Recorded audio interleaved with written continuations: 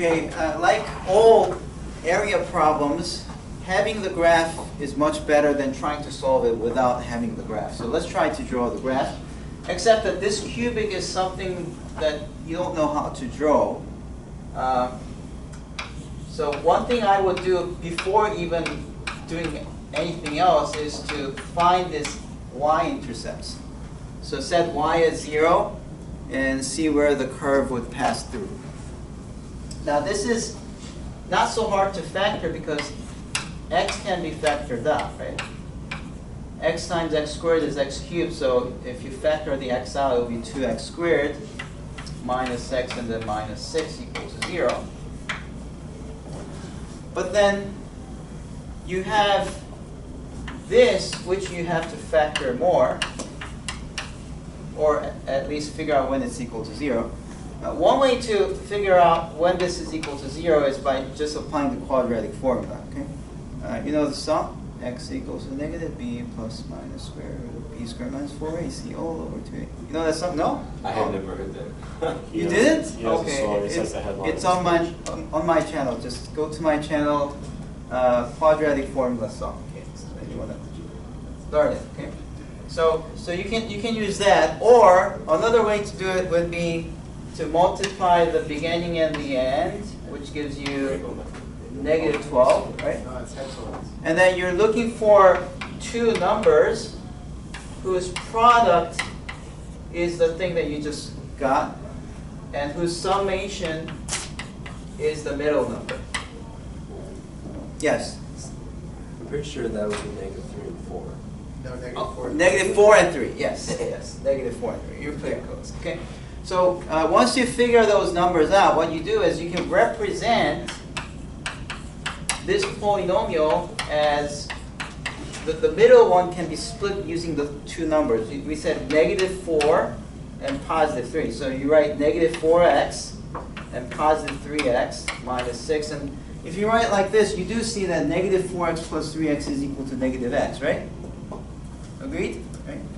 And then you can factor by grouping. The first two can be factored by 2x. If you factor out the 2x, it will be x minus 2 there. These two, you can factor the 3 out. You get x minus 2. And now that you have x minus 2 common, you can factor that out. And the result is that you have 2x plus 3 times x minus 2. Okay. And if you know how to do that, that's actually slightly easier than the other method. Although it's not impossible. You should also try doing the quadratic formula, and you should get the same answer that I will be getting using this one. Okay. So what am I getting here? I see that this factors as x times 2x plus 3, and then x minus 2 equal to 0. And then this will be true if x is equal to 0 or 2x plus 3 is 0, which gives you x equals to negative 3 over 2. X minus 2 equals to 0, so x is equal to 2. Well, you forgot one more. No, that's it. 3. No, the x on the outside is equal to 0. I already did. X equal to 0. Oh. Yeah. All right. X equal to 0, x equals negative 3 over 2, x equals to 2. Those are the y-intercepts. So what does that mean? Here's 1 and 2, negative 1 and negative 2.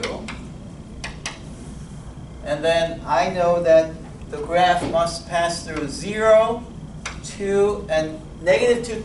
Negative 3/2 is negative 1.5, right? It's right here. So you have a cubic curve passing through these 3 points. Now you should know that in general, cubic curve looks like this if the coefficient is the leading coefficient is positive. And if the leading coefficient, if this was like negative 2, then the graph looks like that. Okay? So you have to know that. And since it's positive, you're following this one, making it go through these 3 points, that the graph must look like this. Okay? All right. The other one, what about this one? This one is, if you factor the x out, this is negative x plus 2. So again, the y-intercepts are x equal to 0 and x equals to 2. So this will be the graph that passes through these 2 points. And because the leading coefficient is negative, it's an upside down parabola. So it looks like this.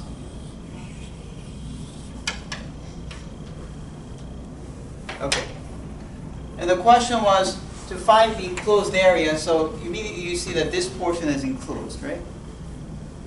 However, not so fast, because if you actually set them equal to each other to find out where they meet, let's set them equal to each other. 2x cubed minus x squared minus 6x, set equal to negative x squared plus 2x.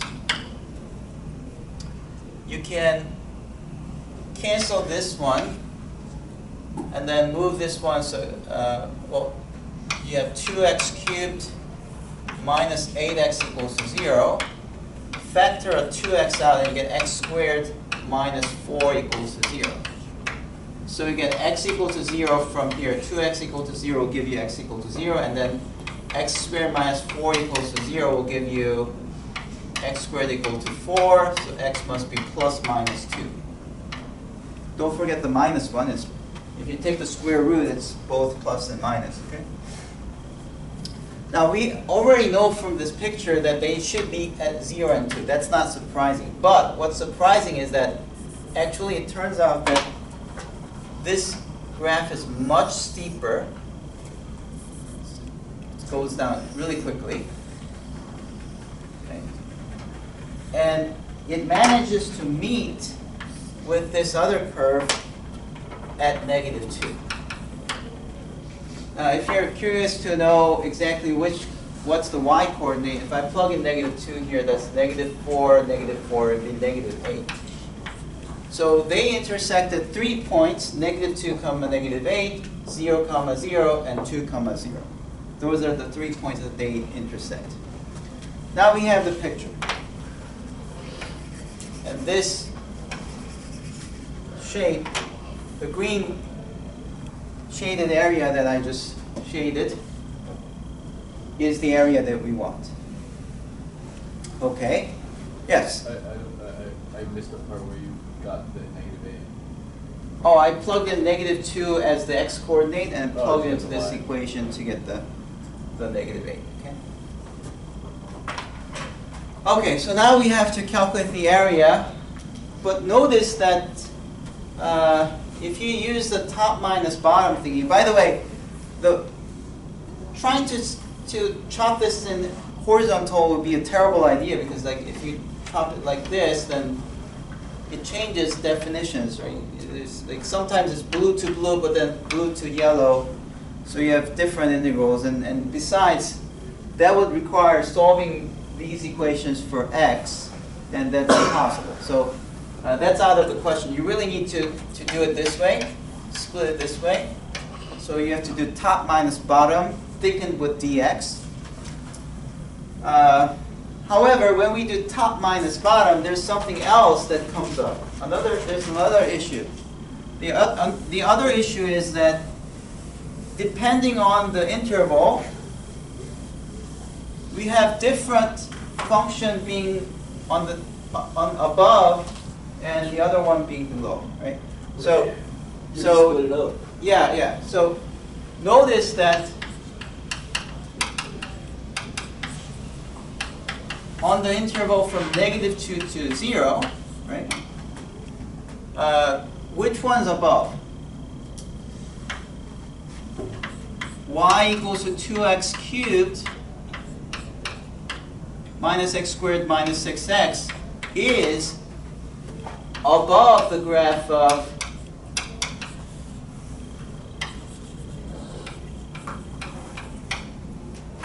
y equals to negative x squared minus plus 2x. On the other hand, but on 0 to 2 interval, the opposite happens, right?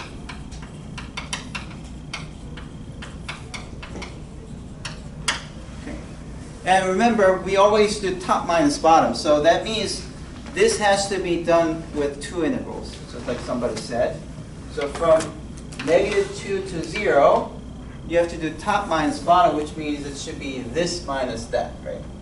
So it's 2x cubed minus x squared minus 6x minus negative x squared plus 2x dx. But then plus, from 0 to 2, it should be this minus that, because the graph of negative x squared plus 2x is above the other cubic curve.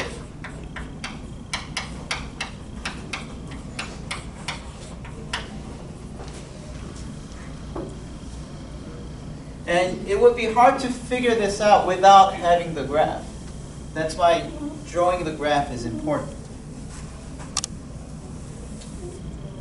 Okay, let's continue doing the calculation. If you simplify, it's going to be -2 to 0 of 2x cubed minus 8x dx plus 0 to 2 of 8x minus 2x cubed dx. And this interval is 1/2 x to the 4th minus 4x squared plus 4x minus 1/2 x to the 4th. Oh, I forgot to plug in the endpoint 0 and -2. And for this one, I have to plug in 2 and 0. When 0 is plugged in, it's 0. When -2 is plugged in, it will be 16 divided by 2, which is 8, and then minus 16.